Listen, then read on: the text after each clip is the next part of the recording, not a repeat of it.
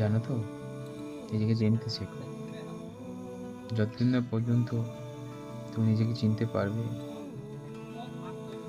ততদিন তুমি বুঝতে পারবে না তোমার নিজের মধ্যে কি রয়েছে। যেদিন তুমি জানতে পারবে, বুঝতে পারবে তোমার নিজের মধ্যে কি রয়েছে, সেই দিন তুমি হবে নিজের চালক শক্তি। সমস্যার সমাধান তুমি নিজেই করতে পারবে।